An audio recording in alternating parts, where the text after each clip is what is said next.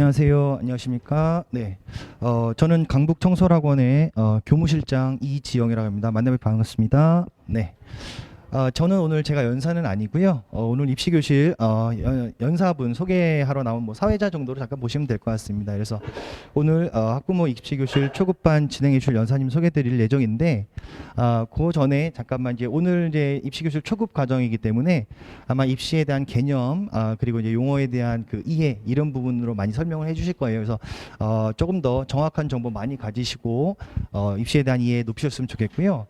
그리고 지금 들어오시면서 받으신 그 에코백 다 받으셨지 않습니까? 그러니까 원래 이제 강북청소학원은 재수 종합반이 중심이 되는 학원이고 그렇게들 많이 알고 계시지만은 저희가 또 고등부를 또 운영하고 있잖아요. 그래서 고등 단과 운영하고 매월 개강하고 있고 그리고 겨울에는 이제 윈터 스쿨이 있다라면 또 여름엔 또 썸머 스쿨이 또 있어요. 저희가 또 진행하고 있으니까 거기에 대한 살펴보시고 정보도 많이 가져가시고 오늘 좋은 시간 되었으면 좋겠습니다. 네, 연사부는요 우리 강북청소학원의 그 특징이자 자랑 중에 하나가 이제 전략 담임 선생님들이신데 입시 전문가들이라고 보시면 될 것 같고요. 전략 담임 선생님들 중에서도 또 입시에 또 아주 능하신 저희 강북청소학원 이제 전략 담임 선생님 중 한 분이신 유병철 전략 담임 선생님께서 오늘 설명회 진행하실 것 같습니다. 네, 곧 모실 테니까 들어오시면 또 박수를 좀 맞아주시면 좋겠습니다. 네, 감사합니다. 잠시만 기다려주세요. 네.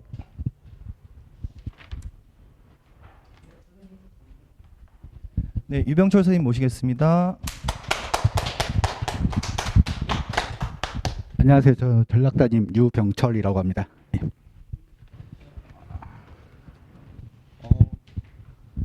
이거 어디를 서야 될까? 이쪽에 쓰는 게 더 나을 거? 아니 이쪽에 여기요? 일단은 네.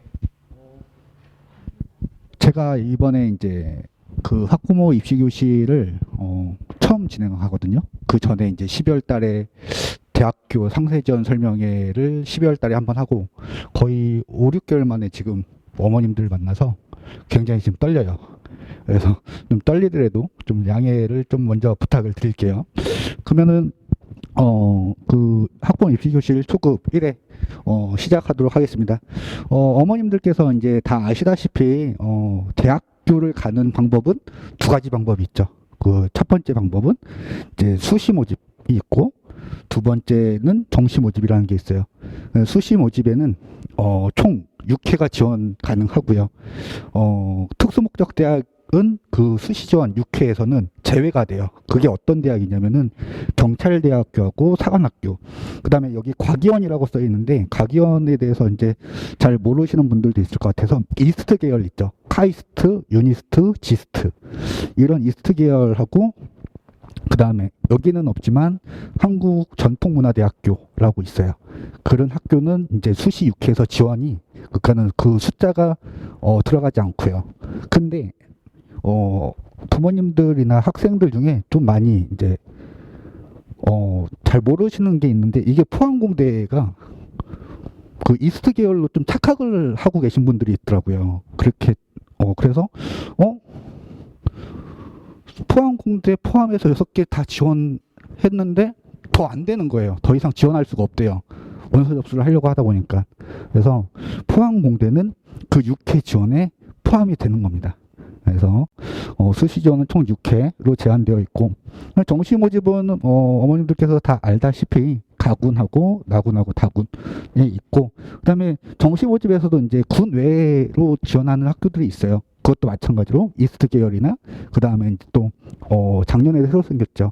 한국전력 공과대학교라고 해서 작년에 새로 생긴 대학교들이 있고 정시 모집 다음 장 넘기면은 수시 모집에는 학생부 교과 전형이 있고 그다음에 학생부 종합 그다음에 논술 전형이 있고요. 그다음에 이제 수능하고 실기 전형이 있는데 학생부 교과 전형은 말 그대로 이제 정량 평가를 하는 거죠. 그다음에 학생부 종합 전형 같은 경우는 정성 평가를 하는 거고 논술은 대학교에서 출제를 해서 그 학교에 맞게끔 그래서 대학교에 따라서 논술고사가 이루어지고요. 그다음에 이제 뭐 면접 같은 경우는 여러분 어머님들께서도 아시겠지만 두 가지로 나눠져요. 두 가지가 뭘로 나눠지냐면은 재시문 면접하고 그 다음에 서류 제출 면접 이로 나눠지는데, 근데 서류 제출 면접 같은 경우는 학생부 기반 또는 지금 다수서가 지금 올해부터는 거의 다 폐지가 됐지만 거의 대부분의 했는지 안 했는지에 대해서 직접 물어보고 그와 관련된 공부를 얼마만큼 했는지에 대해서 물어보는 면접인데, 그거는 되게 쉬워요. 근데 이제 문제가 되는 거는 재시문 면접이 문제가 좀 돼요. 재시문 면접이라는 거는 좀 고난도, 그러니까는 어떠한 그 학과를 지원을 했으면은 그 학과에 맞는 전공, 그 다음에 전공 관련돼서도 물어볼 수도 있는 거고요. 그 다음에 이제 가장 악명 높은 면접이라고 하는 의예과 면접 중에 하나가 있는데, 그 의예과 면접 중에는 이제 MMI 면접이라는 게 있어요. MMI 면접이라는 게 뭐냐면 다중 미디어 면접이라고. 그래서 한 곳에서 면접을 보는 게 아니라 각 방을 돌아다니면서 면접을 봐요. 그래서 그거를 실시하는 학과는 의예과만 MMI 면접을 보고 있어요. 그래서 MMI 면접에서도 마찬가지고 재시문 면접도 마찬가지고 가장 기본적으로 물어보는 것들은 인적성 면접을 가장 먼저 처음에 물어보고요. 그리고 그 다음에 전공 관련해서 얼마만큼 알고 있는지에 따라서도 면접을 시행하고 있습니다.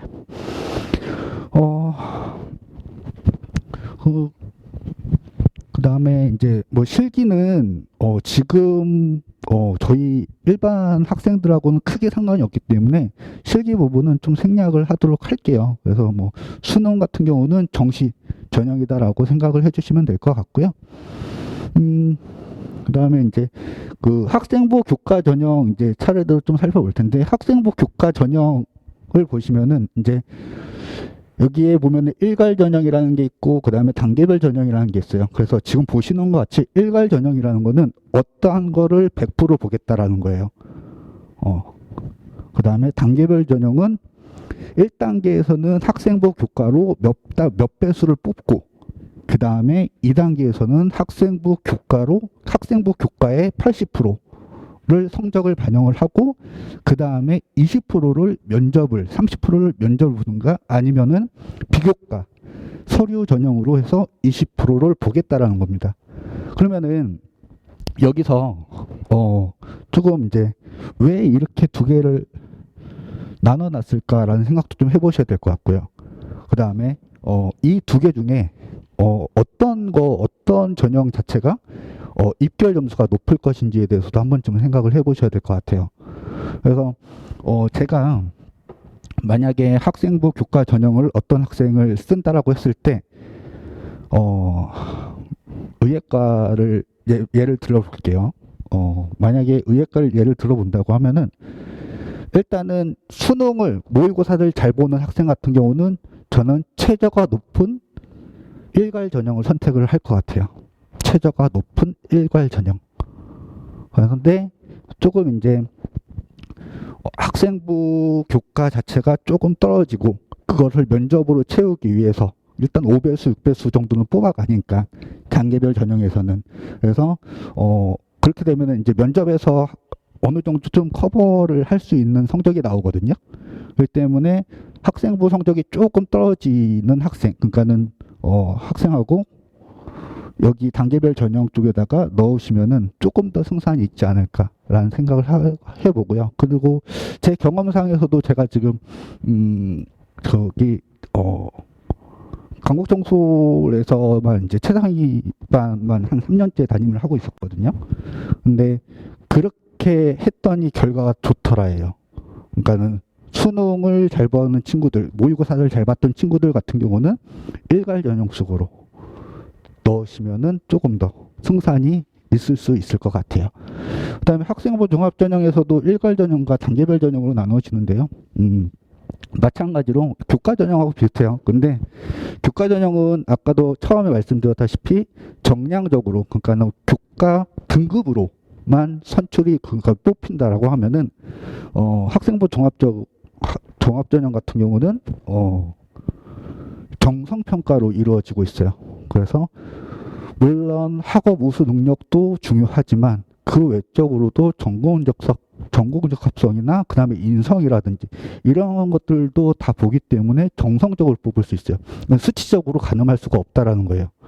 근데 학생부 종합 전형도 어머님들께서 이제 조금 아셔야 될 게 뭐냐면은 비교과만 막 열심히 준비를 해요.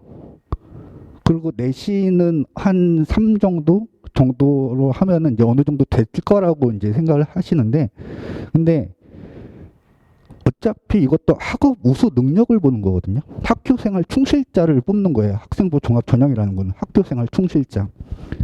학교생활 충실을 했다라는 거는 가장 대표적으로 나타나는 게 어떤 거죠? 학교생활을 내가 충실히 했으면 어디에 제일 많이 나타나죠? 성적에 제일 많이 나타나죠. 성적에.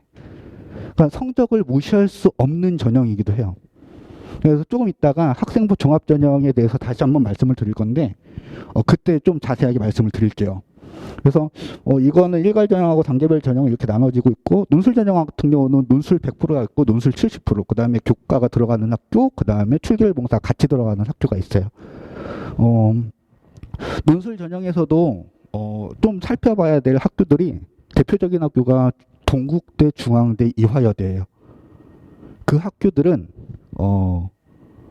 교과 성적이 들어가는데 전교과가 다 들어가지 않고요. 일부 과목만 들어가요. 그렇기 때문에 작년도 입결이 발표되는 대학이 중앙대가 작년도 입결 발표가 되거든요. 그래서 논술 그 합격자 등급을 보면은 거의 2점대예요. 근데 2점대라는 걸 지금 어머니께서 5 하셨는데 거기서 함정이 있어요.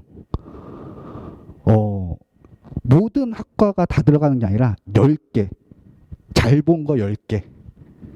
1, 2, 3학년 동안 잘 본 거 10개만 들어가요. 그렇다 보니까 그 입결 자체가 논술로 들어가더라도 교과 성적이 높을 수밖에 없어요. 2점대. 그와 비슷한 학교가 동국대. 또 그렇고요. 이화여대 같은 경우는 과목으로 따지는 게 아니라 단위로 따져요. 30단위. 30단위라고 따져요. 그 성적표, 내신 성적표 보면은 이수 과목 있고 그 다음에 단위가 있어요. 국어 같은 경우는 거의 4에서 5단위 정도 될 거고요.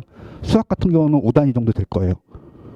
그러니까는 따지고 보면은 수학만 놓고 보면은 한 6개 과목 정도 들어가는 거예요. 그러면은 중앙대학교보다 더 낮게 들어가는 거죠. 30단위라고 치면은. 네. 네. 지금은 제가 2023학년도 기준으로 말씀을 드릴 거예요. 네. 그래서 지금 현재 발표되고 있고, 그 다음에 중앙대학교가 이번에 10개 과목에서 5개 과목으로 줄여버렸어요. 중앙대학교 같은 경우. 그러면 내신 자체가 조금 더 낮아질 수 있겠죠. 그래서 만약에 나중에 수시 원서 접수할 때 그 학교를 지원하려고 하면은 그것들까지도 반드시 고려를 해보셔야 될 것 같아요. 그래서 그다음에 이제 요즘에 이제 새로 생긴 이게 교과 전형이죠. 학교 추천 전형이라는 게 교과 전형이잖아요. 그래서 이제 작년부터 이제 다 생기고 있는데 뭐 특별한 건 없고, 지금 뭐 경희대 같은 경우가 지금 작년까지 추천 인원 제한이 5%, 작년까지는 2명, 3명이었어요. 2명, 3명이었는데 경희대학교 같은 경우가 5%로 인원이 확 늘어버렸죠. 그 다음에 고려대학교 같은 경우는 4%라고 써놨는데 졸업생들까지 포함해서 4%예요. 그러니까 재수생들까지도 학교 추천받고 삼수생들까지도 학교 추천을 받을 수 있는 전형이에요. 그리고 또 한 가지는 이 수능최저 등급이 고려대학교는 완화가 됐어요. 그래서 원래 작년까지는 3합 5였고 3합 6이었는데 올해부터는 이제 하나씩 다 내려가거든요. 근데 고려대학교뿐만 아니라 고려대학교 그다음에 학교 추천 전형만 그런 게 아니라 수시에서 거의 모든 학교들의 최저 등급이 완화가 됐어요. 그거는 기초학력의 학습으로 이제 그 부족을 위해서 코로나 직격탄을 맞은 지금 2004년생 아이들이잖아요. 그것 때문에 좀 대학교에서 완화를 시켰던 것 같아요. 그래서 나머지는 다 비슷한데 성균관대 같은 경우도 지금 3학년에서 10%가량 확 늘려버렸어요. 성균관대 같은 경우도 최저를 바꿨거든요. 바꿨는데 자연계열 기준으로 말씀을 드리면은 자연계열 기준 같은 경우는 여기 3합 6이라고 되어 있는데 국수, 영, 탐 이렇게 4개에서 3합 6이 아니라 국수, 영, 탐, 탐. 그러니까 탐구를 각각 한 개씩 반영을 해요. 각각 한 개씩 반영을 해서 총 3개 중에 6만 맞추면 되는 거예요. 그러니까 예를 들면은 영하고 탐구 이렇게 해서 3개의 합 6만 맞춰도 최저를 통과할 수 있는 거예요. 그리고 성균관대학교에서 인문계 이제 글로 시작하는 거 있죠. 글로벌 경영, 글로벌 경제, 글로벌 리더 같은 경우는 3합 5. 근데 인문은 국수 0 탐이에요.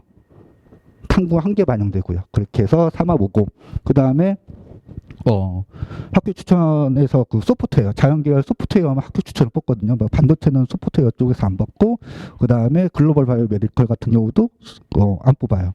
소프트웨어만 뽑는데, 소프트웨어도 국수 0 탐탐 해서 3합 5를 맞추시면 되고, 이렇게 해서 좀 최저가 강화됐다라고는 얘기를 하는데, 실제로 자연계 같은 경우는 강화됐다라고 보기 좀 힘들죠. 탐구가 2개가 반영이 되기 때문에 탐탐 이렇게 해서 그래서 강화됐다라고 보기는 좀 힘들어요. 연세대학 같은 경우는 지금 크게 변동사항은 없는데 내년에 연대 같은 경우가 크게 변동될 거예요. 내년에. 그래서 중앙대 같은 경우도 지금 10명에서 20명으로 늘었고요. 그래서 조금 이제 이런 쪽 학교 교과 볼 때 작년하고 올해하고 이 전형에서 어떻게 바뀌었고 이 최저가 어떻게 바뀌었는지에 따라서 작년 입결과 올해 입결이 되게 달라져요. 그러니까 나중에 수시원서 쓰실 때 만약에 교과 성적이 좋으신 학생, 학부모님들 계시다면은 꼭 이러한 것들도 살펴보시고 나중에 이제 원서 접수를 하시면 될 것 같아요. 담임 선생님하고 상담을 하실 거잖아요. 담임 선생님 상담을 하실 때 꼭 이러한 것들 다 어머님들께서 알아갖고 가셔야 돼요. 그래서 꼭 자기에 맞는 점수대의 학교를 지원할 수 있게끔 하시면 좋을 것 같습니다. 그다음에 교과 전형 평가는 지금 이거 과목 진로 선택 과목 평가죠. 진로 선택 과목 평가인데 이거는 이제 ABC에서는 이제 등급으로 점수 적용을 하는 거고 그 다음에 ABC에서 총점수의 가산을 해준다라는 거예요. 총점수의 가산. 근데 고려대학교 서강대는 좀 이상한 학교예요. 성적으로 비율로 따져버리니까 계산 자체도 되게 까다롭고요. 세종대학교는 변환 점수로 환산해서 반영을 해요. 그 성취도 A, B, C를 변환을 하거든요. 그래서 이거는 그냥 참고사항으로만 알고 계시면 될 것 같아요. 그다음에 학생부 종합전형인데 학생부 종합전형이 이제 이게 서울대학교 학생부 종합전형 내 그 안내서 중에 하나를 발췌한 거거든요. 그래서 여기 보시면은 그 정규 전 과목이 3년간의 성취도를 정성적으로 평가합니다라고 그랬어요. 정성적으로 평가합니다라고 그랬거든요. 그래서 이게 그러니까는 정성적으로 평가한다는 건 정량적하고 반대되는 거니까 수치화시키지 않겠다라는 거잖아요. 어떠한 수치화시켜서 뽑지 않겠다라는 건데 이 다음 장을 보시면은 그 내용에 조금 이해를 하실 수 있으실 것 같아요. 그러니까는 A 학교가 있고 B 학교가 있고 C 학교가 있어요. 그러면은 지금 잘 안 보이는데 A 학교의 평균 점수는 63점이고 그 다음에 표준 편차가 26.6이에요. 합법과 정문에서. 그러면은 B고교는 70점이고 표준 편차가 15.9. C고교는 90점이고 6.3이에요. 그러면은 이렇게 성적표만 나와 있는 걸 보더라도 학교 측에서는 그러니까는 어느 학교구나라고까지는 알아보진 못할지언정 이 학교는 일반고, 이 학교는 그래도 좀 그가 강력단위 자사고 정도? 자공고 정도?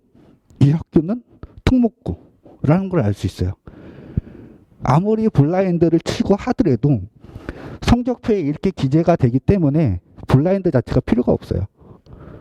그리고 또 하나는 학교에서는 이 성적을 되게 많이 보잖아요. 그러니까 어떠한 과목을 어떠한 학교들이 하고 있는지에 대해서 다 알고 있어요. 입사관들은. 그렇기 때문에 블라인드 제도라는 게 크게 메리트는 없어요. 그러면은 어디서 더 많이 뽑을까요? C학교에서 많이 뽑겠죠. C학교에서. 우수하잖아요. 그러니까는 내신 따기는 되게 어렵지만 내신 따기 진짜 힘든 학교잖아요. 여기는 내신 따기 좋은 학교. 그러니까 내신 따기 힘든 학교니까 학생부 종합전형을 적극적으로 이용을 해야 되고, 그렇게 하면은 더 합격할 수 있는 가능성이 높아지는 거죠. 학생부 교과보다는 학생부 종합전형으로 원서 접수를 하시는 게. 반대로 A고국어 같은 경우는 등급 따기가 수월하잖아요. 그럼 등급 따기가 수월하니까 정량 평가를 하는 교과 전형으로 원서 접수를 하시는 게 조금 더 유리하게 되는 거죠. 그래서 이렇게 수치화하진 않았지만, 그러니까 등급 자체로만 놓고 보는 게 아니라 이러한 것까지, 표준 편차나 이러한 것들까지도 다 보면서 학생들을 선발하고 있고요. 그 다음에 서울대 같은 경우는 이제 그룹핑이라는 걸 해요. 그룹핑이 뭐냐면은 1등급과 2등급을 동일선상으로 봐요.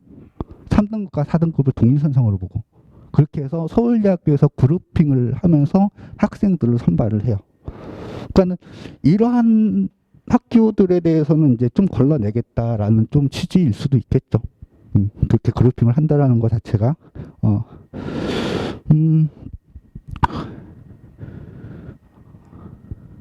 그 다음에 이제 수능 성적표 이제 그 수시는 이제 넘어갔고, 그 다음에 정식적으로 넘어와서 수능 성적표 보는 방법부터 말씀을 드리면, 혹시 수능 성적표를 다 보실 수 있으시죠? 여기서 나오는 표준 점수가 뭐고 백분위가 뭐고 그 다음에 등급이 뭔지는 아시죠? 그러면 표준 편차라는 거는 뭘까요? 아시는 분 혹시 계실까요? 네? 네, 그렇죠. 비슷한데, 그러니까는 평균으로부터 내 위치가 얼마만큼 멀어지느냐예요. 그래서 다음에 그래프를 보여드리면은 이해가 조금 빠르실 것 같아요. 그래서 이제 이러한 게 이렇게는 안 나와요. 절대로 시험을 보면은. 그래서 이게 평균이라고 치면은, 그럼 평균에서 이렇게 가면은 표준 점수가 100점에서 플러스가 되는 거고, 이렇게 가면은 100점에서 마이너스가 되는 거예요. 그러니까 표준 점수가 100점이 딱 평균 점수예요. 그래서 얼마만큼 이로 가냐, 얼마만큼 이쪽으로 가냐의 차이인 거예요. 그래서 다음 그래프를 보면은 이렇게, 아까 거하고는 좀 그래프가 틀리죠. 그러면 이렇게 표준 점수 그래프가 이렇게 나왔다라고 하면은 이거는 평균이 높을까요, 적을까요? 높죠. 그렇죠. 평균이 높죠. 평균이 높다라는 거는 시험이 어려웠다, 쉬웠다? 쉬웠죠. 그럼 시험이 쉬우면은 표준 점수는 올라갈까, 내려갈까? 낮아지죠. 그렇죠.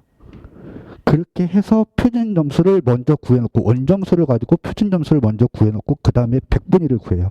근데 예전 같으면은 이제 공통 과목, 선택 과목이 없던 그 재작년 2021학년도 같은 경우는 표준 점수 구하기가 되게 쉬웠어요. 그러니까는 표준 점수 구하는 게 보이실지 모르겠는데,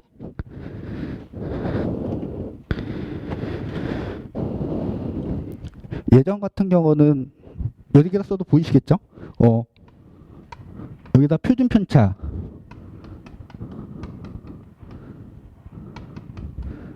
표준 편차분의 원점수 평균을 빼요. 내 원점수에서 평균을 빼요.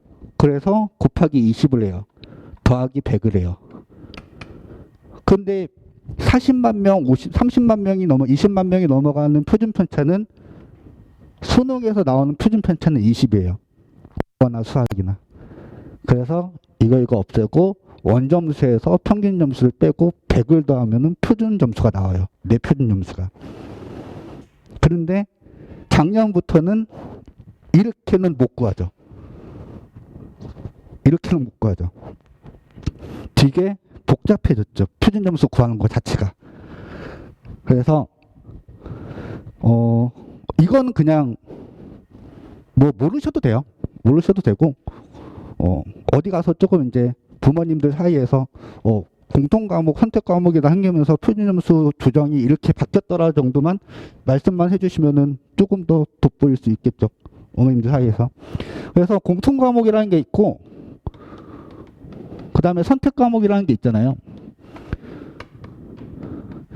그래서 이거를 표준 점수를 내려고 하면은 일단 선택 과목에서 조정 원점수를 구해야 돼요. 조정 원점수를 먼저 구해요. 그 다음에 조정 원점수를 가지고 이거는 이제 원점수니까 여기에 맞게끔 조정 원점수를 구하는 거예요. 선택 과목에서. 그래서 이거를 표준화를 시켜요. 여기도 표준화를 시켜요. 표준화를 시켜서 이 두 개를 배점 반영 비율에 합산해서 이 값을 구해요. 그 다음에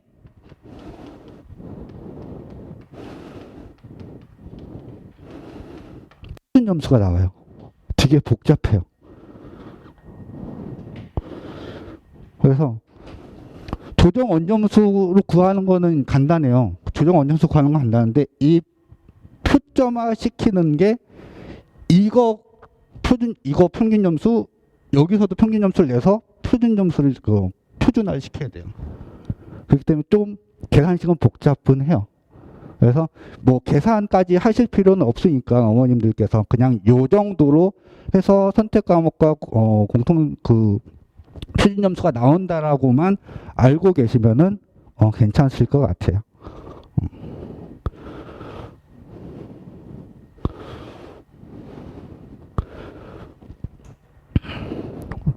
그래서 표준 점수를 구하고 나서 몇 명인지를 따져야 되잖아요.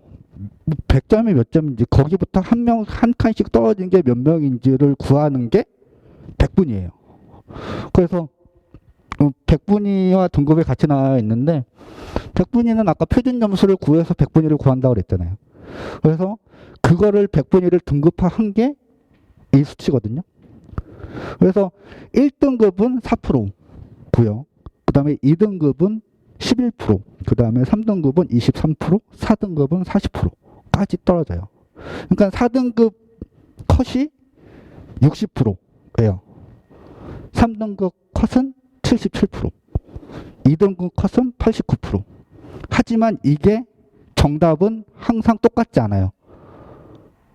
동점자 수가 많아지면요. 동점자 수가 많아지면은 100분위 자체는 떨어지는데 2등급, 1등급을 낮을 수 있어요. 예를 들면 이런 거죠. 어떠한 과목에서, 그러니까 탐구 쪽을 예를 들게요. 탐구 쪽에서 어떠한 과목이 있는데 물리1이라고 치면은 물리1에서 50점 만점자가 약 14% 정도가 나왔어요. 14%가 나왔으면 1등급을 구할 때 동점자가 14%니까 거기서 나누기 2를 해요. 그러면 7%가 되잖아요. 그러면은 100에서 7 빼면 93%까지가 1등급인 거예요. 꼭 이 수치와 맞아떨어지게 형성이 되진 않아요. 동점자 수가 많으면은 그만큼 100분위는 떨어지고 등급 자체는 똑같이 받을 수 있어요. 그래서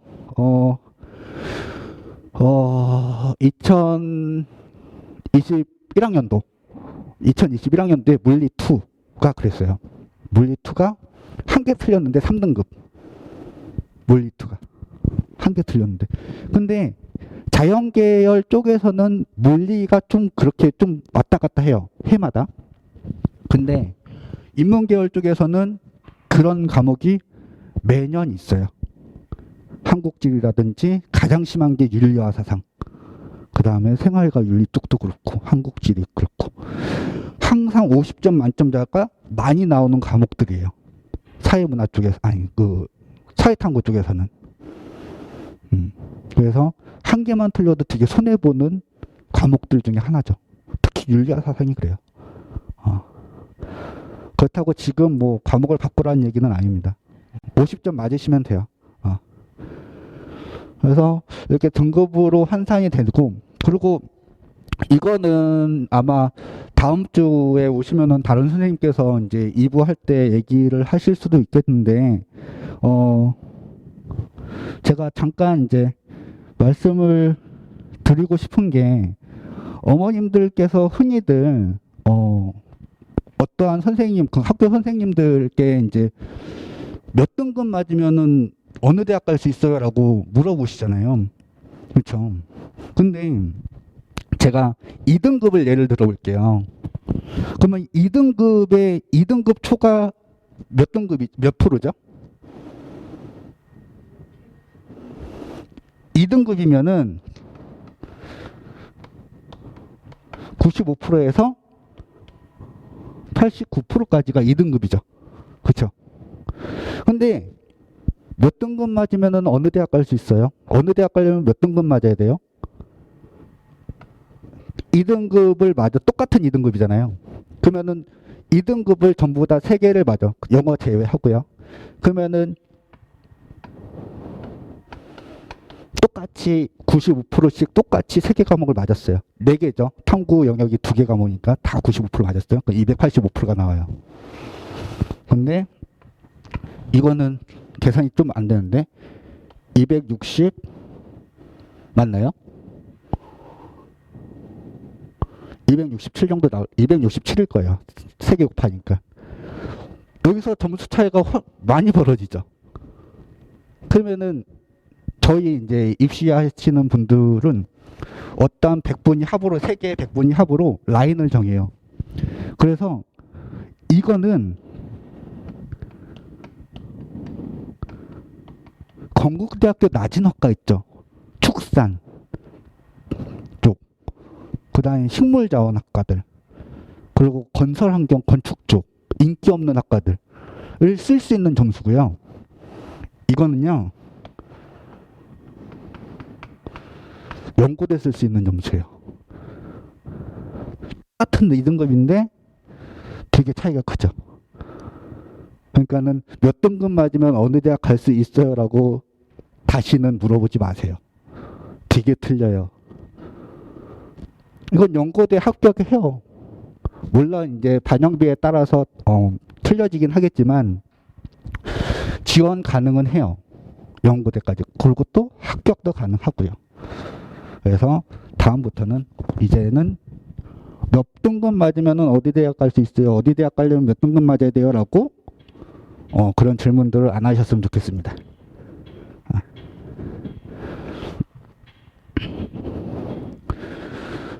그 다음에 이제 100분위 뜸을 이어서 소개를 하면은 이거는 이제 작년 국어예요.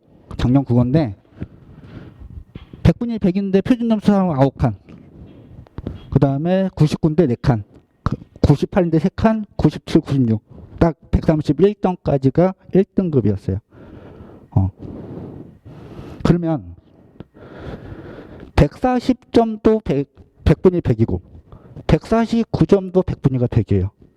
그럼 국어 성적이 140점을 맞고 다른 과목들을 다 잘 본 학생이 있고 국어 성적 146점을 맞고 다른 과목 다 잘 본 학생이 있어요. 그러면 여기에 따라서도 학생들의 정시 지원 전략은 달라져야 돼요. 똑같은 100이란 말이에요. 그러면은 이거를 맞은 학생은 당연히 표준 점수를 활용하는 학교에 지원을 해야 되는 거고요. 이거를 맞은 학생, 140점에 100분위 100을 맞은 학생 같은 경우는 당연히 100분위를 활용하는 학교에 지원을 해야 돼요. 그래서 그것 때문에 이거는 좀 넣어놓은 거거든요. 특히 상위권 학교들 같은 경우는 그게 되게 심해요. 뭐 3등급, 4등급인 그 100분위는 안 변해요.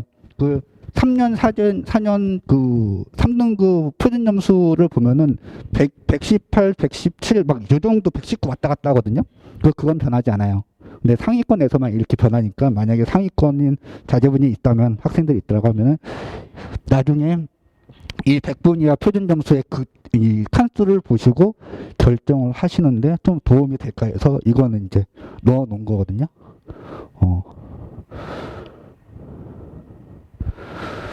학교별 반영 비율을 넣어 놨어요. 아까 이제 어머님들은 이제 그 혹시 보셨나요? 정시 모집 그 현황 같은 거나 아니면은 뭐 반영 비율이라든지 이런 거 보신 적 있으세요? 혹시 지금 첫째가 뭐 대학을 간 사람 학부모님 계시나요? 대학을 가셨어요? 그러면은 이런 것들 보셨죠? 뭐 어느 대학교의 국어 반영 비율은 얼마고. 근데 도대체 이 반영 비율이 뭔지에 대해서 잘 모르시더라고요. 그냥 이게 더 중요한가 보지 라고 생각들은 다 하시잖아요. 반영 비율이 높으니까. 도대체 이게 뭐냐, 뭐 때문에 이렇게 반영 비율에 따라서 학교가 다 바뀌고 이러냐. 그거에 대해서 조금 말씀을 드리려고 해요. 보시면은 이제 서울대학교 같은 경우는 국어가 33.3%고 수학이 40%, 수학 반영 비율이 제일 높죠. 그 다음에 연대 같은 경우, 이거 이과 기준이에요. 자연계학 기준, 문과 기준 아니에요. 그래서 연대 같은 경우는 국어가 22.2%, 수학이 33.3%, 영어가 11.1%, 탐구가 33.3%. 그렇죠. 고려대학교도 탐구하고 국어하고 똑같고 수학이 조금 더 높고, 성균관대 같은 경우는 수학이 40이고 35인데 이게 작년 기준이고 올해는 이게 35로 바뀌었어요. 35로 바뀌었어요. 그래서 국어가 30으로 했고 올해 기준으로는 한양대학교 같은 경우는 뭐라고 써있죠? 맨 앞에 활용지표가 최고 표점 좀 틀려요. 나중에 뭐 말씀을 드릴 건데 일단 보시면은, 그래서 이걸 도대체 어떻게 하라고 어떻게 계산을 하는 건데 이것만 보여주면 나보고 어떻게 하라고 그렇게 물어보시는 분들이 되게 많으시거든요. 그래서 보시면은 이거예요. 비율 자체가 그냥 표준 점수에다가, 서울대 같은 경우는 내 표준 점수에다가 1을 곱하고 국어 표준 점수에다 1.2를 곱하고 그 다음에 영어는 감점이고 탐구에는 0.8을 곱하는 거예요. 내 표준 점수에다가. 그 연대 같은 경우는 1.5, 1.5 탐구에다가 이런 식으로 내 표준 점수에다 곱해라 예요. 그거를 비율로 나타놓은 게 대학교 아까 처음에 보여줬던 거 반영 비율이에요. 그래서 이 비율로만 곱해주면은 어느 학과가 조금 더 유리하겠구나 라는 게 보여요. 그러니까는 어느 학과가 유리하겠구나 보이라는 게 안 믿으시겠지만 이거는 이제 변환 표준 점수고 이거는 다시 좀 이따 돌아와서 보여드릴게요. 그래서 이게 제일 궁금하시죠, 어머님들은? A 학생의 2020학년도 수능 성적이고 B 학생의 작년도 수능 성적이고 C 학생의 작년도 수능 성적이에요. 근데 보시면은 A 학생이 표준 점수 합이 402점, 100분위 합이 285로 제일 높아요. A 학생이. B 학생이 391점이고 280점. C 학생이 390점. C 학생이 B 학생보다 표준 점수가 1점 더 높네요. 근데 100분위는 좀 많이 떨어지네요. 라고 봤을 때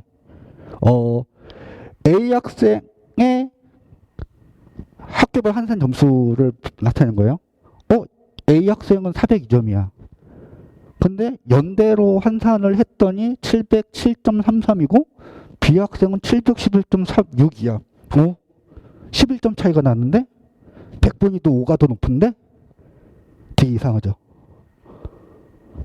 결국에는 이거는 이 영어하고 그 다음에 탐구에서 결정이 난 거예요.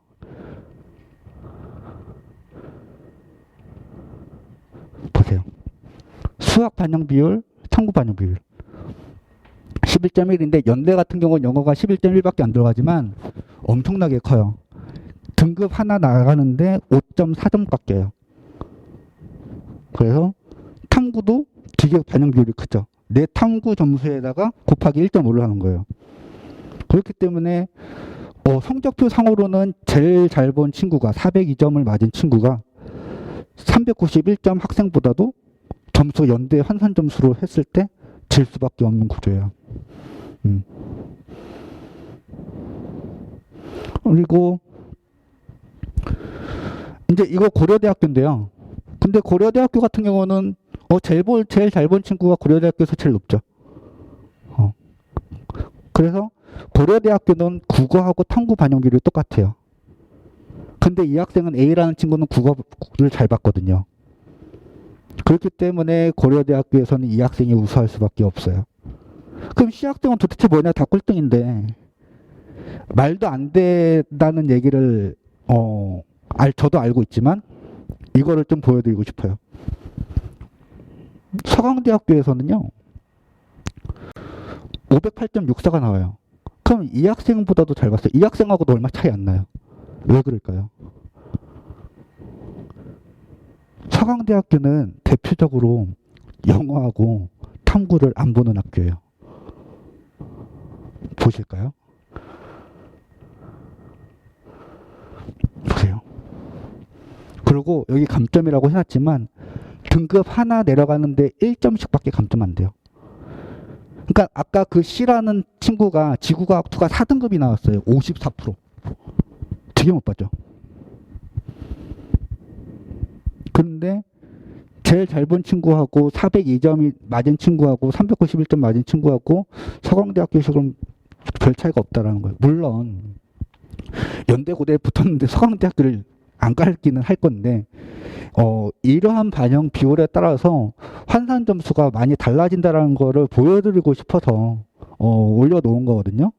그래서 이거 어차피 나중 되면은 다시 한번 계속 이런 것들 찾아 들으셔야 되고, 그 다음에 12월 달 그 수능 끝나고 나서도 계속 이러한 설명회를 할 텐데 어머님들께서는 미리 알고 계시면 좋잖아요. 그리고 이제 6월 달, 9월 달 모의고사를 보고 나서 실제로 그 내 점수 가지고 지원 한번 해볼 수 있는 거고. 그래서 A라는 친구는 보시면은 연세대 간호학교에 최초 합격을 했어요. 그 다음에 이화여대 약학과 불합했고 순천대학교 약학과 불합을 했어요. 이렇게 쓸 수 있어. 그러니까는 하나만 붙고 나머지 2개를 떨어지는 전략을 세울 수 있었던 거는 이 학생은 어차피 고려대학교를 다니고 있었던 학생이에요. 그리고 B라는 학생은 연세대학교 화학과 최초 합격을 했고요. 그 다음에 지스트까지 취업을 했어요. 이 학생은 그냥 순수 재수 학생이었고 성적 되게 많이 올랐죠. C라는 학생 같은 경우도 연세대학교 약학과를 지원했는데 말도 안 되죠. 이 점수 갖고 연세대학교 약학과를 지원했다는 것 자체는. 스나이핑을 한번 노려본 거고, 그래서 예비 처음에 34번을 받았는데 11번까지 올라왔는데 안 됐죠. 서울대 화학공학과 2차 취업으로 배웠고 36대학교 약학과 불합. 되게 어렵게 합격했죠. 최초합이 하나도 없잖아요. 이렇게 쓸 수 있었던 이유는 이 학생도 중앙대학교를 다니고 있었던 친구이기 때문에 다 떨어져도 상관없다 라는 생각을 가지고 쓸 수 있었던 거예요. 아까 이제 좀 앞으로 넘어가서 이건 이제 변환 표준 점수에 대해서 좀 이제 말씀을 드려야 되는데, 변환 표준 점수가 뭐냐면은 우리는 이제 탐구를 어머님들께서 그 수능 성적표를 보면은 똑같은 탐구가 있는데 표준 점수가 100점 표준 점수가 똑같이 50점을 맞아도 100분위가 틀리고 표준 점수가 틀리다는 걸 아실 거예요. 그렇죠? 그렇지 않나요? 그렇죠. 근데 유불리가 심하잖아요. 그러니까 예를 들면은 지구과학 같은 경우는 항상 71점, 70점, 69점인데 물리 같은 경우는 어떤 때는 68점, 어떨 때는 63점 이렇게 나와요. 50점을 맞아도. 똑같이 50점을 맞았는데 이렇게 유불리가 있으면 되냐라고 해서 그거를 보정한 게 대학교 변환표준, 탐구 변환표준 점수예요. 학교별로 다 틀리고, 대학교 변환표준 점수가 발표되는 거는 실질점이 발표가 돼서 수능 성적표가 나오고 돼서 그 다음 날부터 학교별로 순차적으로 발표가 됩니다. 그래서 연세대학교, 고려대학교하고 거의 비슷하죠. 과학탐구 71점, 사회탐구 66점.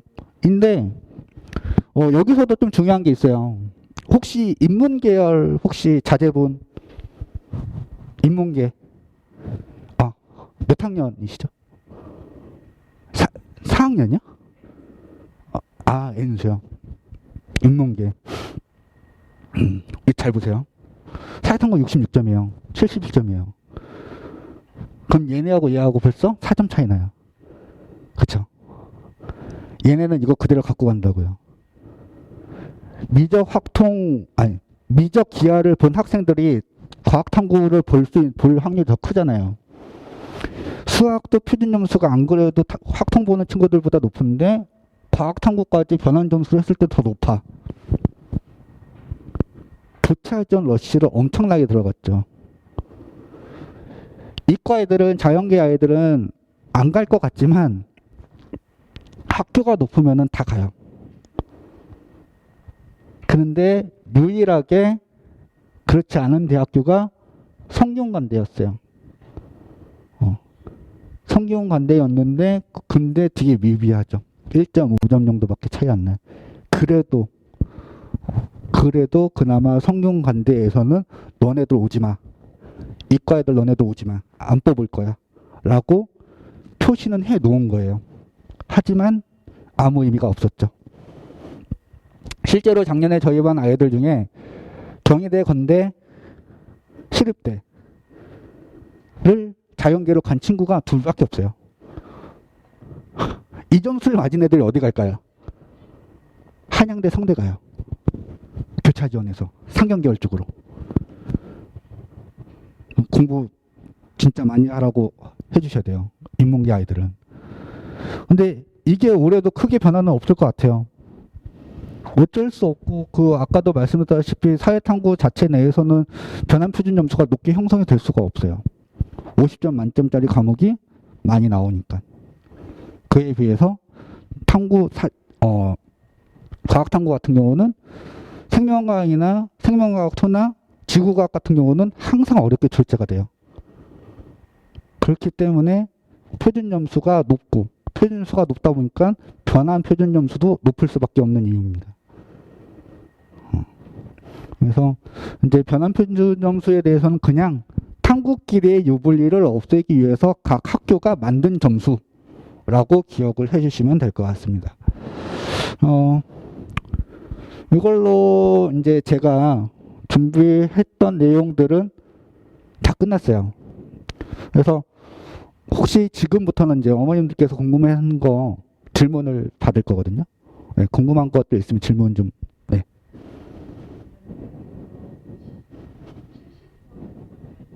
네.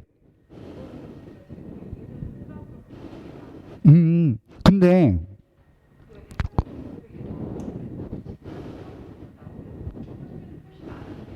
네. 근데 저희 반 학생들도 그걸 물어봐서 이제 제가 얘기를 해주는 게 뭐냐면은 일단은 학교별로 70%를 발표하는 게 틀려요. 똑같은 70이지만 국어에서 70%, 수학에서 70%, 그다음 탐구에서 70%를 맞은 학생들을 각각 해놓는 학교가 있고요. 그리고 그 학교 최종 합격자 중에 70%에 준하는 합격생의 점수를 해놓는 경우도 있고요. 그러니까 이거는 그냥 참고만 하실 뿐이지 그거를 신뢰하시면 안 돼요.